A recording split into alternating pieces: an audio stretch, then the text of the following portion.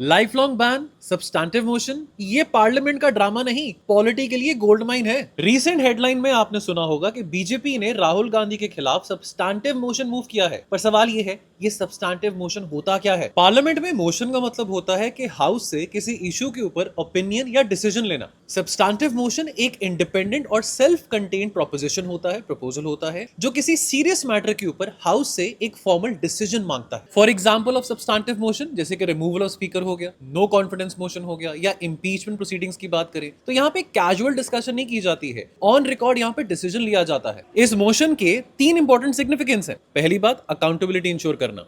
दूसरी बात, मेजोरिटी की विल को रिफ्लेक्ट करना। और तीसरी बात, पार्लियामेंट्री सॉवरेनिटी को एक्सरसाइज करना। अगर ये मोशन एडमिट होता है तो नेचुरली इसके ऊपर डिबेट होगी एंड साथ के साथ कंपलसरी वोटिंग भी की जाएगी इस मोशन के ऊपर। निशिकांत दुबे ने ये सब्सटैंटिव मोशन इशू किया against Rahul Gandhi and apparently जो भी हाल ही में बजट सेशन हो रहा है, इस सेशन में राहुल गांधी ने कुछ सवाल उठाए apparently over the India US trade deal. Rahul Gandhi के एलिगेशंस ये हैं कि इस इंडिया यूएस ट्रेड डील में टैरिफ्स कॉम्प्रोमाइज किए गए हैं सरकार के द्वारा, डेटा लोकलाइजेशन और डिजिटल रूल्स ट्रेड को भी सरेंडर किया गया है। देखिए, एक स्ट्रॉन्ग डेमोक्रेसी की फाउंडेशन होती है जब वहां पे डिसेंट हो, डिसएग्रीमेंट, अग्रीमेंट्स हो सकते हैं नीतियों को लेके, पॉलिसीज को लेके, लेकिन एक फंडामेंटल क्वेश्चन यहाँ पे ये है जो मैं आपसे भी पूछ रहा हूं कि क्या पार्लियामेंट्री टूल्स का यूज किया जा रहा है अकाउंटेबिलिटी चेक इन करने के लिए या पार्टी पॉलिटिक्स के लिए? क्या विचार है आपका? कमेंट में बताइएगा।